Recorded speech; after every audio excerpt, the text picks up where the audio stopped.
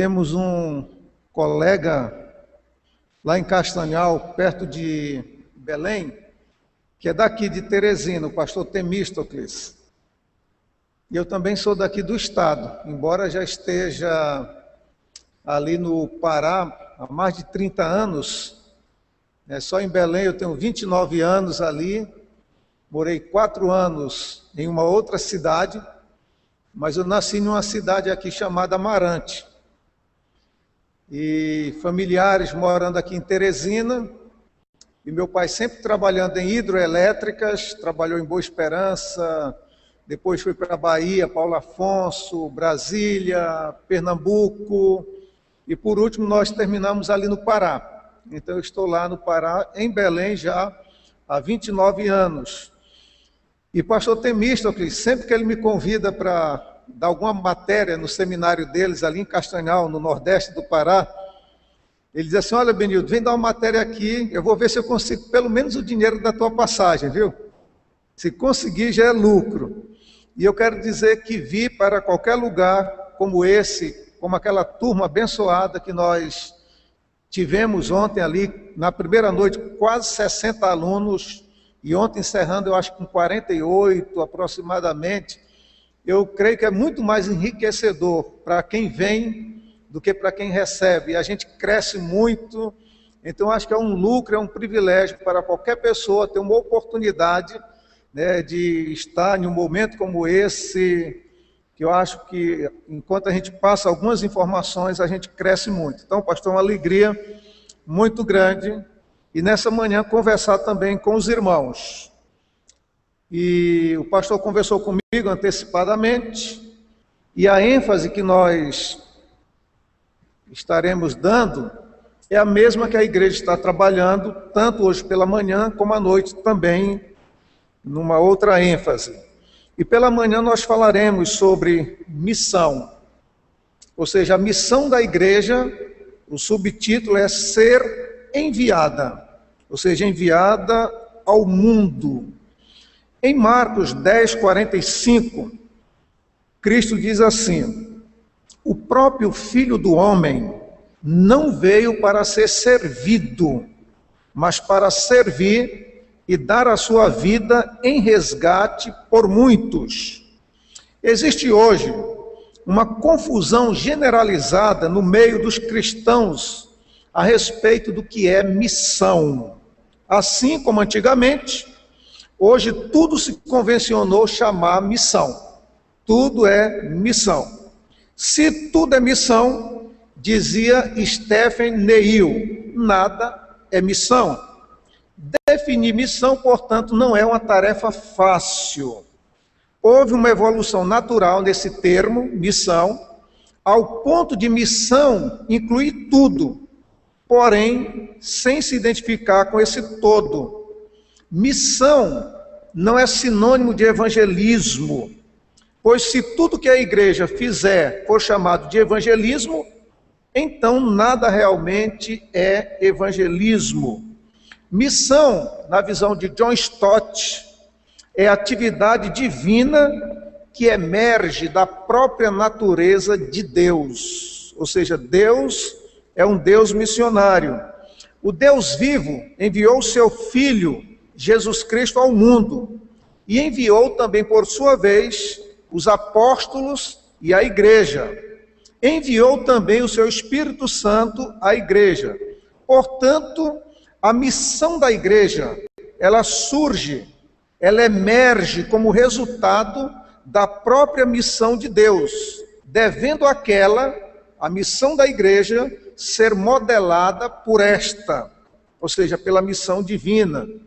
Para entendermos, portanto, a missão da igreja, precisamos entender a natureza da missão do Filho, da missão de Cristo. Ele disse: eu não vim para ser servido, mas para servir e dar a minha vida em resgate de muitos. Não podemos pensar em missão como um dos aspectos da igreja, ou como um departamento da igreja. A igreja missionária por natureza, a igreja missionária na sua essência, ou seja, ao ponto de que se ela deixa de ser missionária, ela não simplesmente tem falhado em uma de suas tarefas, ou seja, ela deixa de ser igreja, porque a essência da igreja, a natureza da igreja é missionária. Não nos resta, portanto, nenhuma outra opção a não ser entender a missão da igreja à luz do ministério do próprio Cristo. Ou seja, o que implica dizer que missão é ser enviado. Cristo foi enviado, ele veio a este mundo para dar sua vida em resgate de muitos. E ele diz em João 20, 21, assim como o Pai me enviou, eu também vos envio a vós, ou seja, vos envio ao mundo. É essa a visão de Cristo. Não há outra igreja que não seja a igreja enviada ao mundo, ou seja, a igreja missionária no mundo. Nós fomos enviados para que nos identifiquemos com outras pessoas, pois o fato de que Jesus se identificou também com o mundo, ou seja, conosco, assumindo nossos pecados, experimentando nossa dor, nossa fraqueza, sendo tentado e morrendo a nossa morte. Então nós somos enviados por Cristo para encarnar as necessidades das pessoas, as necessidades espirituais e materiais em um mundo cada vez mais hostil. Então a missão da igreja é ser enviada ao mundo e se identificar com este mundo. Mas ela vai ao mundo com uma missão de servir. Se compreendermos a missão de Jesus corretamente, nós vamos descobrir que ele veio a esse mundo também com a missão de servir. Ele diz que não veio para ser servido, mas para servir e dar a sua vida em resgate de muitos. A igreja existe para a humanidade no sentido de ser o corpo espiritual de Cristo, à semelhança do próprio Cristo aqui neste mundo. Marcos 10, 45. Então a nossa missão, como igreja, como a dele, deve ser a missão de serviço. E cito mais uma vez John Stott: missão, antes de tudo, significa tudo aquilo que a igreja é enviada ao mundo para fazer. Cristo diz que não veio para ser servido, mas para servir e dar a sua vida em resgate de muitos. Tendo dito isto, introdutoriamente, quero convidar a igreja a abrir sua Bíblia em Mateus 9, do verso 35 em diante. Então a missão da igreja é ser enviada ao mundo e enviada para servir. Aí nós vamos ler Mateus 9, do verso 35 em diante. E percorria Jesus todas as cidades e aldeias, ensinando nas sinagogas deles e pregando o evangelho do reino e curando todas as enfermidades e moléstias entre o povo. E vendo a multidão, teve grande compaixão deles, porque andavam desgarrados e errantes, como ovelhas que não têm pastor. Então, disse aos seus discípulos: a seara é realmente grande, mas poucos são os ceifeiros. Rogai, pois, ao Senhor da seara, que mande ceifeiros para a sua seara. Capítulo 10, a partir do verso 1, na sequência aí.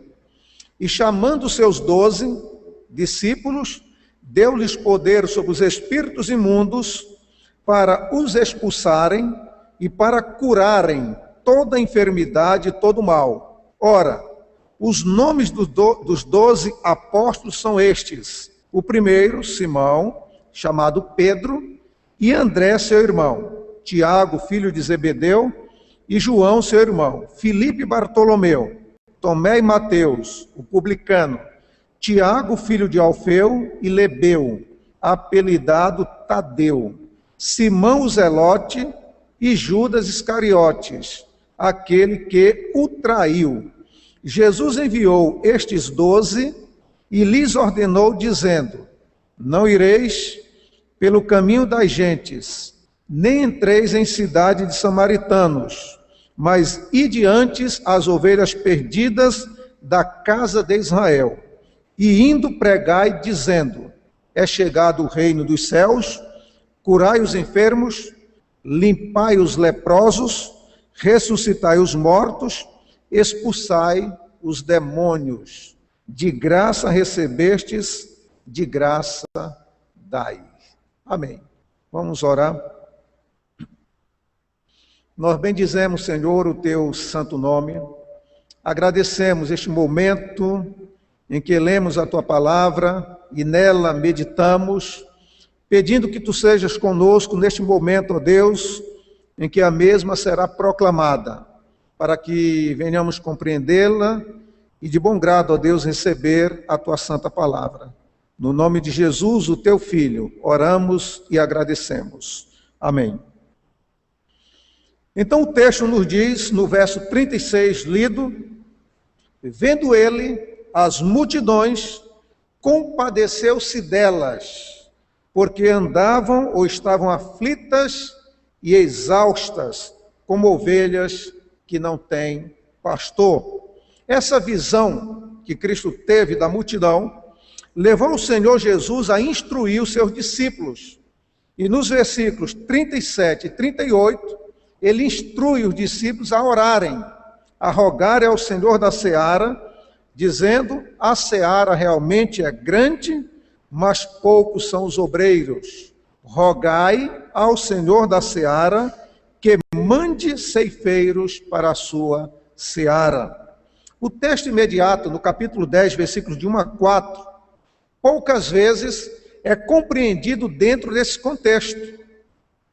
Que contexto? De que a seara é grande, os ceifeiros são poucos e que a igreja precisa orar para que Deus envie. Diz o versículo 1: tendo Jesus chamado os seus 12, deu-lhes autoridade sobre os espíritos imundos para os expelir e para curar toda sorte de doenças e enfermidades. Jesus não podia tocar todas as multidões em todos os lugares. Portanto, a única saída do mestre foi a reprodução dele mesmo na vida dos seus discípulos. Ele designou, ele enviou.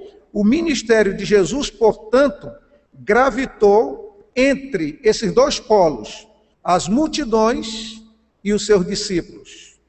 Ele foi até as multidões, enviou também os seus discípulos para as multidões. As multidões dos dias de Jesus passaram. Os doentes foram curados e morreram, bem como os ressuscitados também morreram. Mas ainda hoje, nós experimentamos frutos diretos do discipulado de Jesus na vida dos 12. Na mente de Jesus, esses dois polos, multidões e discípulos, não eram polos extremos ou opostos.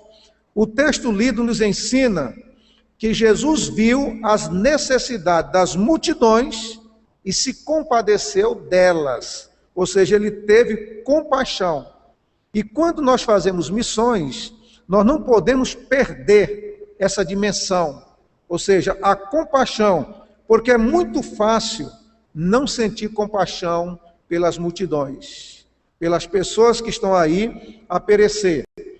Lá na Bíblia mesmo nós vemos os discípulos dizendo que a multidão não quer o Senhor, que a multidão estava apenas interessada em ser aliviada dos seus sofrimentos, em se alimentar do pão. João 7,49. Esta plebe que nada sabe da lei é maldita. Mas foi justamente por esta multidão que Jesus se compadeceu. E foi a esta multidão que Jesus enviou os seus discípulos. Cristo viu nos discípulos ou no discipulado a solução. Eles eram poucos, mas Cristo decide semear o que tinha. Chama os 12, aparece aqui na lista o nome de cada um deles, e confere a eles autoridade sobre os espíritos imundos e sobre as enfermidades, e envia-os em seguida de cidade em cidade, após instruí-los cuidadosamente. O que a igreja fez ontem? Está instruindo, orientando, treinando e capacitando. O caminho de Jesus para tocar as multidões é a formação e a multiplicação de discípulos. Então, os dois polos, multidões e discípulos, não eram opostos. Jesus viu a multidão e teve compaixão. Jesus viu os discípulos e viu neles a solução e os enviou à multidão. Qual era a característica de um discípulo ali de Jesus Cristo? A intrepidez. Por exemplo, Atos 4,13. Ao verem a intrepidez de Pedro e de João, sabendo que eram homens indoutos, iletrados e incultos, admiraram-se e reconheceram que eles haviam estado com Jesus. Eram homens simples, mas que aprenderam do Mestre. Intrepidez que resultou em multiplicação. Aqui é o certificado do sucesso. A intrepidez, a ousadia. A vida e o ministério de Jesus foram reproduzidos nas vidas dos seus discípulos, que continuaram e ampliaram a obra que Jesus Cristo havia feito ali. Ao olhar para o Senhor Jesus, e Jesus ao olhar para a multidão, cheio de compaixão, ele designa, ele envia os 12 com a mensagem de salvação. E quero, portanto, aqui deixar 3 realidades que aqueles discípulos tiveram e que nós, como igreja, também precisamos ter para realizarmos a nossa missão, tendo como paradigma o ministério de Cristo Jesus aqui na terra, quando diz que não veio para ser servido, mas para servir. A igreja enviada ao mundo com uma missão, e a missão era servir. Mesmo após a reforma, no dia 31 de outubro, é comemorada o aniversário da reforma protestante, mas mesmo após a chamada reforma protestante, acontecida há mais de 500 anos, esta reforma, a separação entre clero e laus, ou laicato, perdura até o dia de hoje. O movimento reformista do século XVI, ele foi essencialmente soteriológico. Tocou na questão da doutrina da salvação, na soteriologia da igreja. Então a reforma foi nesse sentido. A igreja entendeu ali e creu plenamente que a salvação não era da forma como estava sendo propagada e divulgada. Então a reforma estabeleceu sua bandeira, sola gratia, sola fide, sola scriptura, solo Christus, soli Deo, a Deus glória. Então só a palavra, só a escritura, só a fé, porque a salvação, a Bíblia vai dizer que é pela fé. Pela graça sois salvos por meio da fé, isto não vem de vós, é dom de Deus. Então a grande contribuição da reforma, ou o grande foco da reforma, foi soteriologia, foi soteriológico. Ou seja, no aspecto eclesiológico e missiológico, não teve muita mudança. Por esta razão, a missão, ainda hoje, faz parte da subcultura evangélica. A noção de que existe, e preste bem atenção aqui nesta frase, um caminho largo que conduz à perdição, um caminho mais ou menos estreito que conduz à vida cristã normal e um caminho muito estreito próprio para pastores e missionários. Então a visão era mais ou menos essa, de que esse caminho da missão era muito estreito apenas para pastores e missionários. E a igreja esqueceu que o grande foco missionário está no Laos, no povo de Deus. E hoje é muito comum muitas igrejas focarem o seu ministério através das pessoas. Então não é o pastor, não são apenas os missionários. E nós vemos aqui nos discípulos de Cristo essa noção de que eles representam a totalidade da igreja. Então, quando Cristo enviou os 12, ele está enviando a igreja representada ali embrionariamente nos 12. Ontem nós falamos no módulo do seminário que a igreja historicamente nasce em Atos, mas embrionariamente nós vemos nos 12 ali. E quando Jesus Cristo envia os 12, ele está comissionando ali a igreja. Então a reforma não mexeu nessa questão da eclesiologia. Continuou ainda uma diferença entre clero e laus. E isso às vezes até hierarquicamente, e não apenas funcionalmente.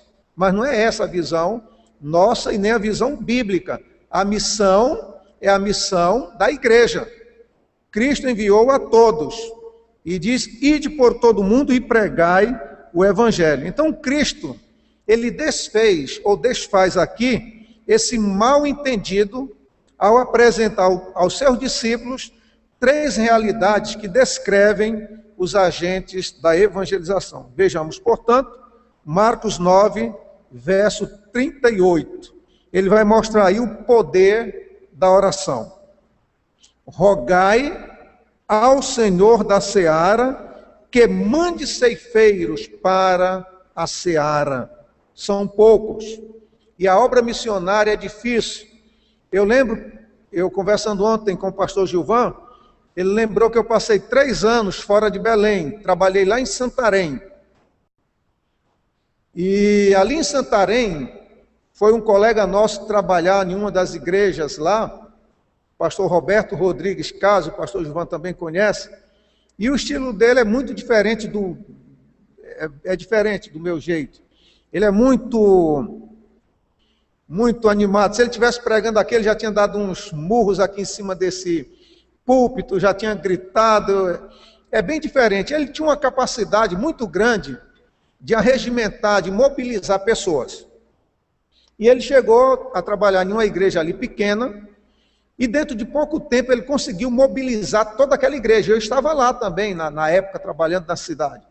E ele conseguia, toda tarde, de segunda a domingo, reunir com uma média de 50 pessoas, em uma igreja pequena, e eles oravam e saíam evangelizando, entregando folheto. Todo dia ele fazia aquilo dali.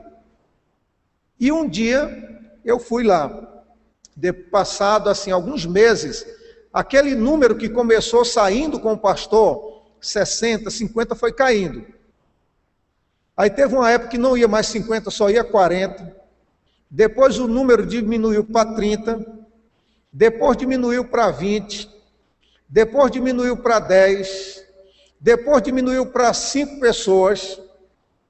E no dia que eu fui lá, a igreja com um terreno muito grande, umas mangueiras bonitas, nós estávamos reunidos ali debaixo da mangueira, e o pastor ia orar para sair para evangelizar, e só tinha ele e o zelador da igreja.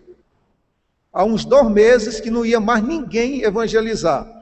E eu lembro daquele dia que o pastor ressaltou a virtude daquele irmão, enalteceu a disposição, a ousadia dele, que de maneira destemida estava ali todo dia com ele, chovendo ou não, e ali é muito característico ter chuva praticamente todos os dias ali.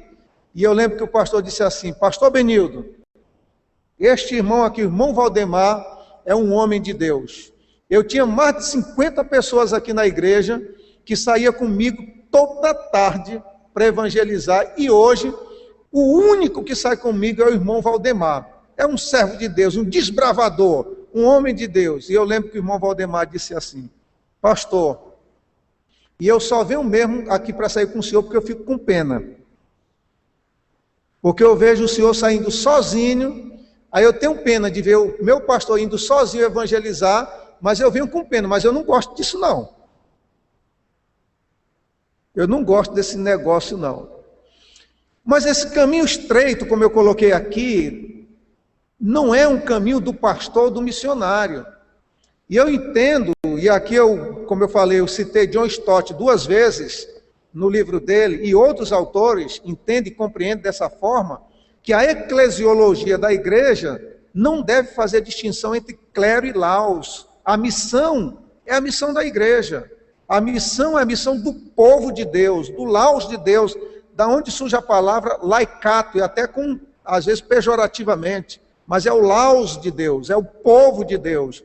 E quando Cristo diz assim, orai ao Senhor da seara para que mande obreiros, e logo a seguir no capítulo 10, no verso 1 ali, e esse capítulo deve ser entendido à luz desse contexto que nós citamos aqui, do capítulo 9, ele envia os seus discípulos, os 12, para irem de cidade em cidade.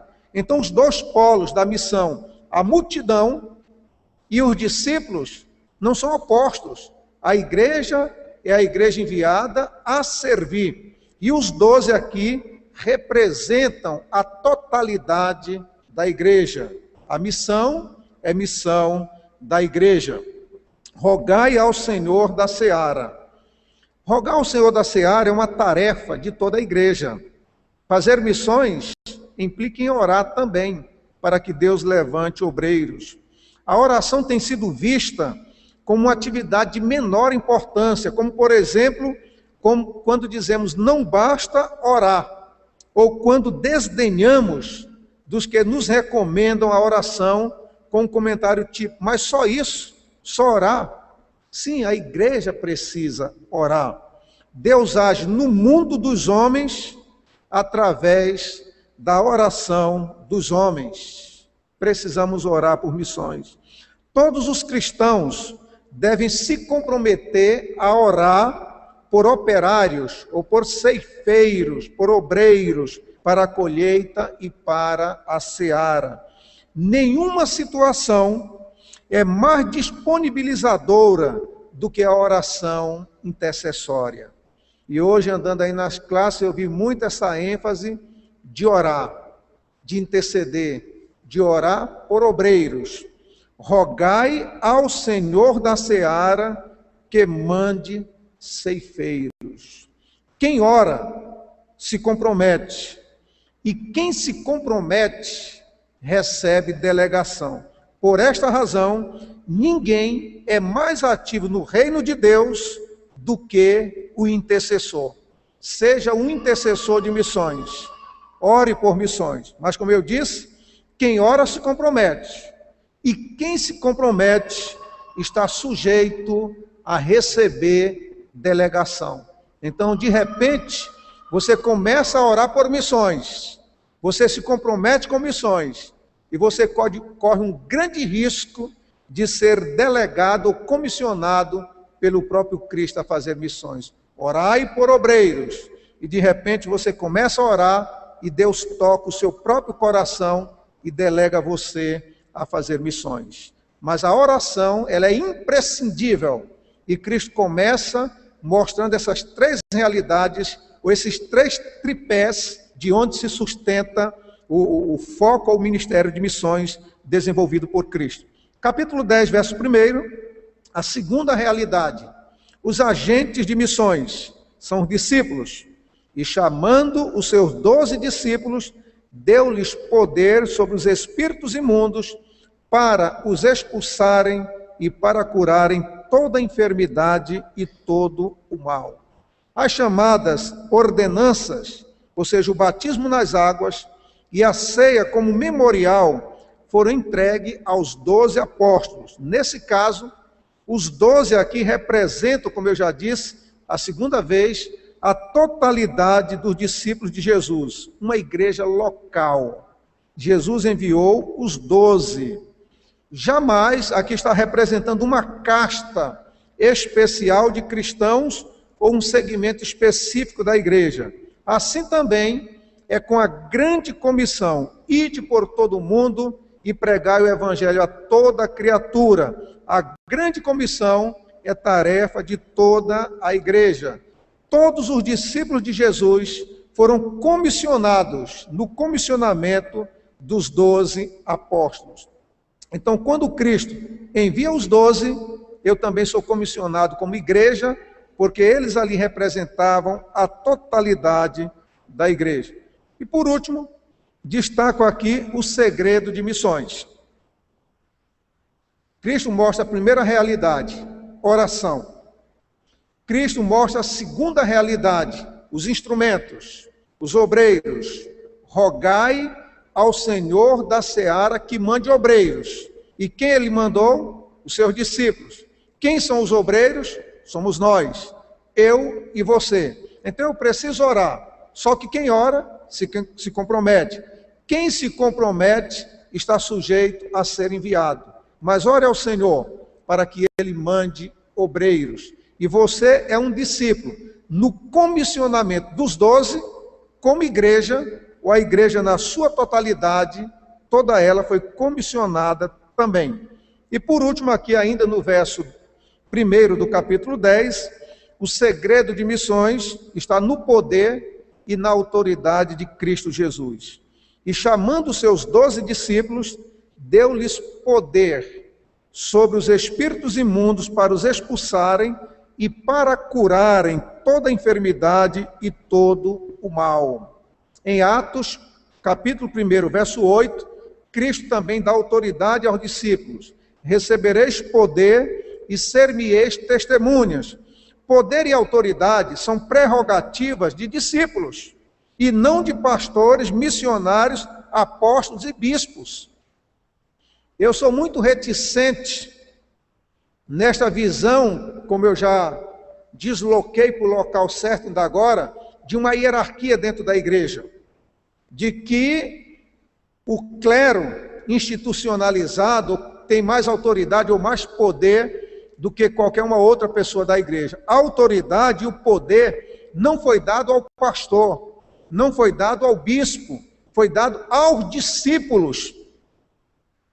Cristo deu autoridade à igreja, a mim e a você. A mesma autoridade que o pastor tem para fazer a obra missionária, você tem também. A Bíblia está dizendo que ele chamando os 12, e os 12 aqui representam a totalidade da igreja. E ele confere então autoridade a quem? A igreja. A igreja, portanto, é capacitada, é revestida do poder de Deus para fazer a obra missionária. Não é tarefa do pastor, ou seja, não é privilégio, não é uma casta aqui, não é uma elite. Eu lembro que uma vez eu estava em um local, em um retiro espiritual, e me pediram para dar um apoio como pastor ali. E outros pastores também estavam apoiando, era muito jovem, uns 500 jovens. E em uma noite lá, em uma brincadeira entre os jovens, sumiu um objeto de alguém, e eu entendo que, pelo menos quero entender assim, que por brincadeira, e que depois a pessoa iria entregar.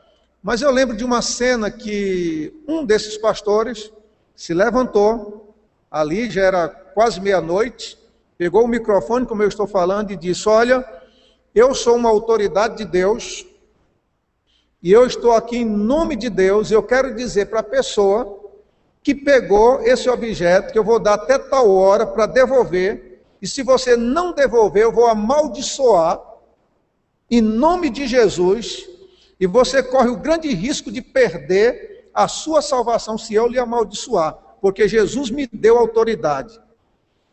E eu sou muito reticente em relação a isso, não é assim, não é dessa forma, não é dessa maneira. Que autoridade tem de fazer isso?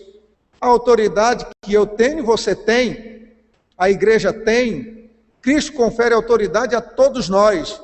E a Bíblia diz que ele concedeu poder e autoridade para quê? Que não são prerrogativas de uma casta ou de uma elite espiritual, mas são prerrogativas necessárias para a igreja fazer a obra missionária. Porque quando nós vamos aos campos missionários, nós poderemos nos defrontar contra hostes infernais, contra poderes das trevas, e você, na autoridade de Cristo, está preparado para enfrentar tudo isso e fazer missões. Quando Cristo disse a Pedro que as portas do inferno não prevaleceriam contra ela, não é que nós como igreja, vamos ficar aqui na passiva, recebendo todos os embates, todas as ciladas do diabo, e nós vamos dizer, nós vamos resistir firme. Não, a ideia é de uma igreja militante, é de uma igreja enviada, é de uma igreja que vai aonde a multidão está, é de uma igreja que sai com esta missão, na autoridade e no poder de Cristo, e as portas do inferno não resistirão à autoridade e à marcha da igreja. Ao invés de ser um lenitivo, um comodismo para nós enquanto igreja, de dizer estamos firmes e o inferno não pode contra nós, é o contrário. Nós marcharemos, nós iremos no nome e na autoridade de Cristo, aonde as pessoas estão, aonde as almas estão, ide por todo o mundo, e na autoridade, no poder de Cristo, as hostes infernais, elas não resistirão à marcha da igreja. Mas não é eu que tenho poder, não é você que tem poder, é o poder de Cristo. E os discípulos, esses 12 aqui, logo após no livro de Atos, eles tinham uma nítida consciência de que o poder não era deles, que quando acontecia alguma coisa, eles já atribuíam a Cristo. No nome do Cristo, a quem vocês mataram e crucificaram, foi no nome deste que se realizou tal maravilha.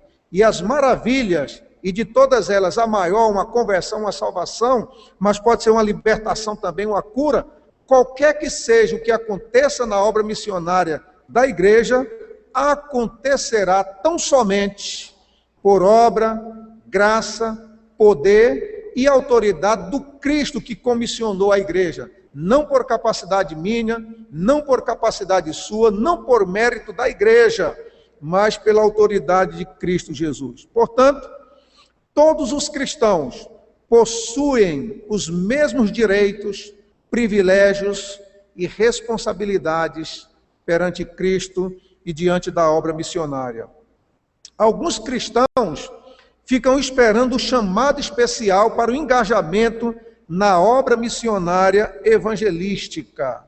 Mas eu concluo aqui, se você é um discípulo de Cristo, se você é discípulo de Jesus, então você já está comissionado desde o dia da sua conversão. No dia em que você o aceitou, ele diz a você, sereis minhas testemunhas aqui e em todos os lugares.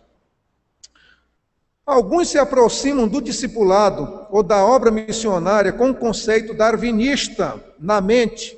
Ao invés da sobrevivência do mais apto, o conceito defendido aqui é a sobrevivência do mais comprometido ou então do mais espiritual. Não seria uma seleção natural, seria uma seleção espiritual. É como se a obra fosse apenas para uma casta ou para uma elite espiritual. Se realmente nós entendemos o evangelho do reino de Deus, se nós assumimos como Senhor um compromisso firme de sermos discípulos, então nós devemos assumir também o compromisso firme com as multidões. E vendo ele as multidões, compadeceu-se delas, porque andavam desgarradas como ovelhas que não têm pastor. Uma multidão convertida em uma multidão de discípulos. Este é o objetivo da obra missionária. Ide por todo o mundo e pregai o evangelho a toda criatura. Então, fazer missão é pegar como protótipo ou como paradigma o próprio modelo de missão de Cristo. Eu não vim para ser servido. Aliás, eu não vim para ser servido, mas para servir e para dar minha vida em resgate de muito. Ele vê a multidão, ele tem compaixão. Ele vê os discípulos e vê a solução no discipulado ali que representa a igreja. E, portanto, ele instrui. Orem por missões, sejam agentes de missões e recebam autoridade para fazer missões. E nesse tripé, Cristo orienta então os seus discípulos a fazerem a obra missionária. Então, missão é a essência e a natureza da igreja. Não é um departamento, não é um clero, não é para uma elite, é para toda a igreja. E se a igreja deixa de fazer missões, ela não apenas está deixando de cumprir uma de suas funções, ela está perdendo a sua essência, que é ser missionária neste mundo, que é testemunhar de Cristo. Então, que Deus nos abençoe, Deus abençoe a igreja, o pastor Gilvan, sempre com essa visão missionária. Quando ali em Belém trabalhou mais de 2 décadas conosco, eu sempre estive envolvido com a nossa denominação ali, Pastor Givan, antes de ser reitor do seminário, ele teve uma época que foi o nosso coordenador ali da ABA, da Associação das Igrejas Batistas de Belém e arredores. Foi a época em que a nossa denominação, a nossa associação mais cresceu, mais expandiu em termos de alcançar outros bairros. Foi na época dele, com essa paixão e essa visão que ele sempre teve por essa obra missionária. Então, que Deus continue abençoando este ministério e a visão dos irmãos, que possamos orar por missões, nos dispor para missões ou nos comprometer para missões e nos preparar em Cristo, recebendo poder e autoridade para fazer missões, não esperando um chamado tão alto, porque quando nós nos convertemos, nós já fomos inclusos nesta grande tarefa, que é a tarefa primária da igreja, anunciar Cristo até